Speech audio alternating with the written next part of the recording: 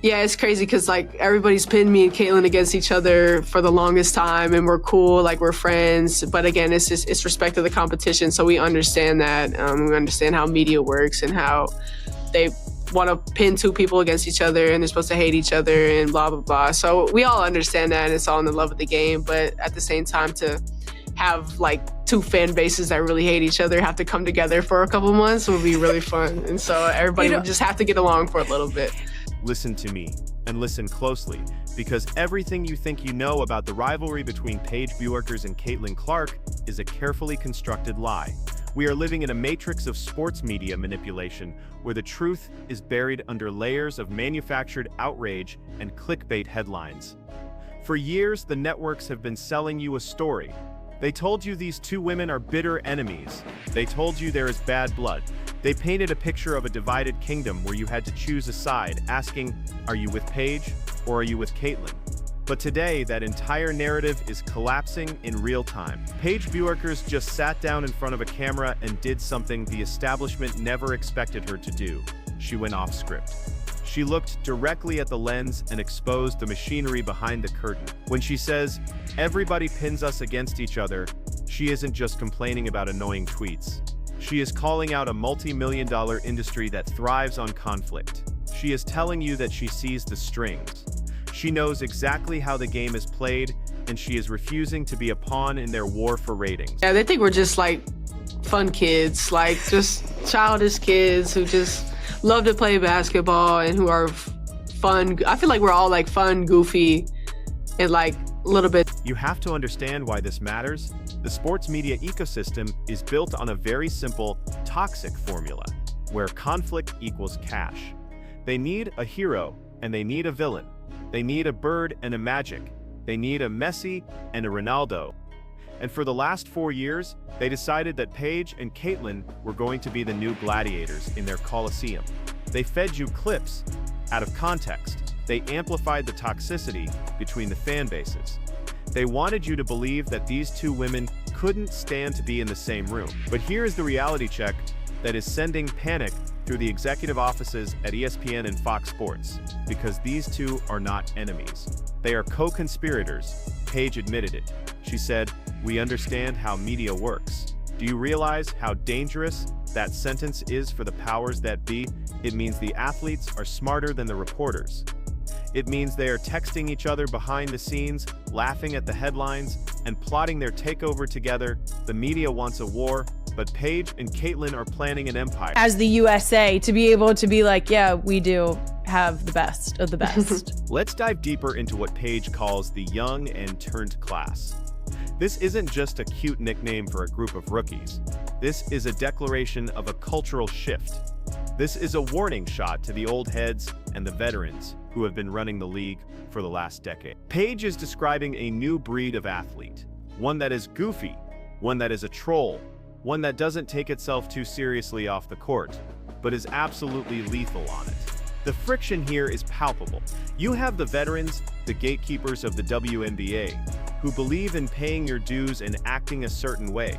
And then you have this tidal wave of Gen Z talent coming in with millions of followers, massive NAL deals, and an attitude that says, we are here to take over right now. Paige is setting the tone for a locker room revolution. She is telling the vets that they respect them, but they aren't going to be quiet. This is the friction that creates diamonds, but it's also the friction that destroys dynasties.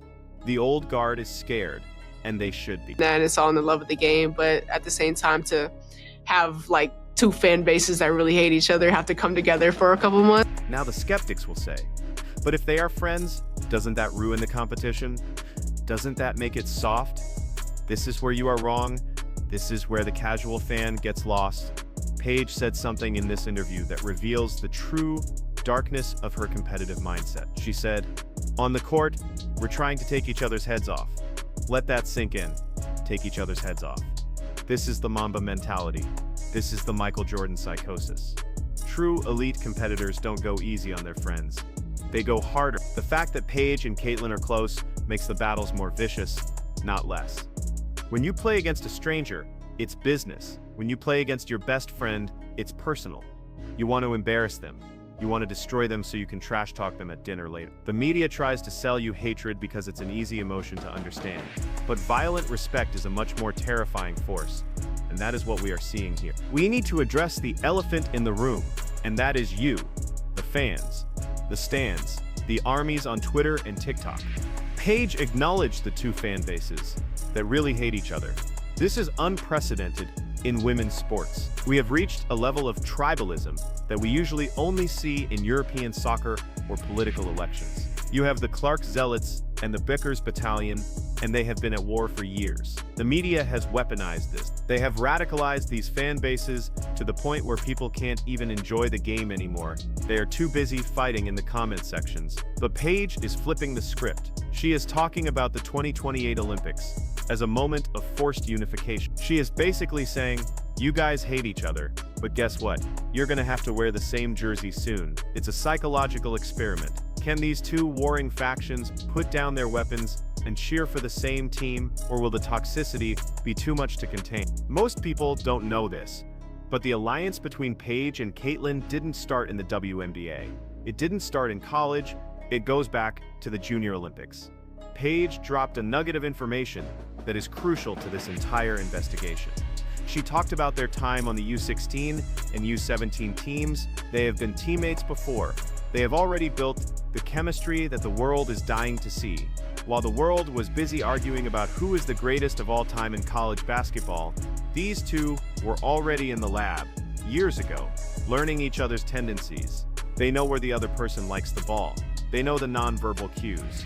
This isn't a new partnership, it's a dormant sleeper cell, waiting to be activated. The footage of them playing together as teenagers is the blueprint for the destruction of the rest of the world. The chemistry is already there, buried deep in their muscle memory, just waiting for the right moment to unleash it. Look ahead to the LA 2028 Olympics. This is the endgame.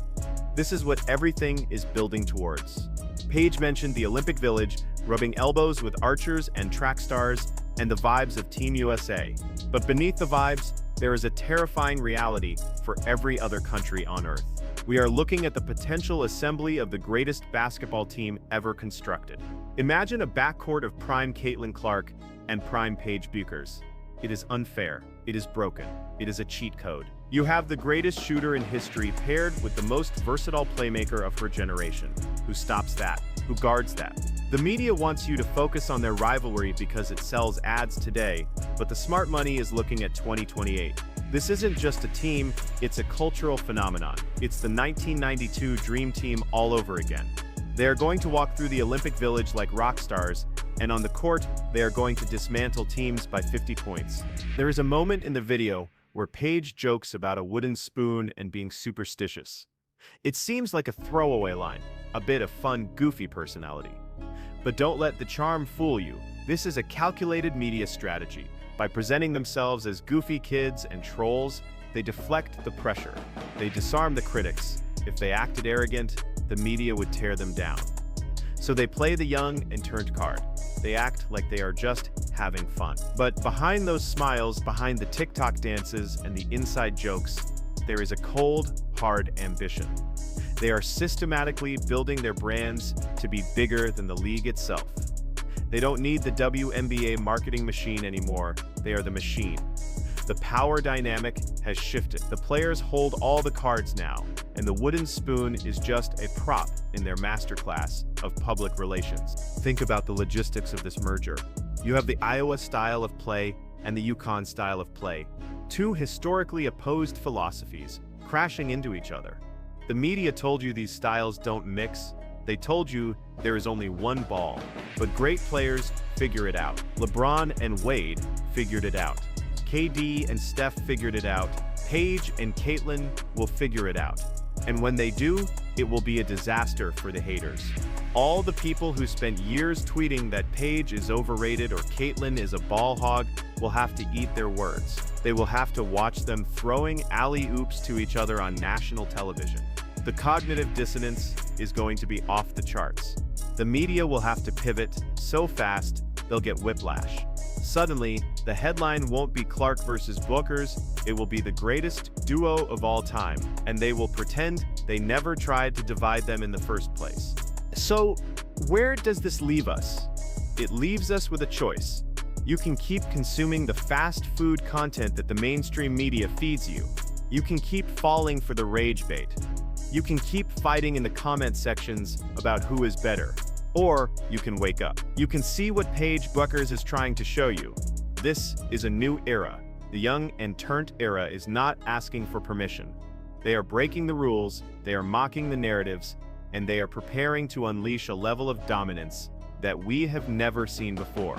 The rivalry was a lie. The friendship is the weapon. And the rest of the world, they are just collateral damage in the path of these two titans.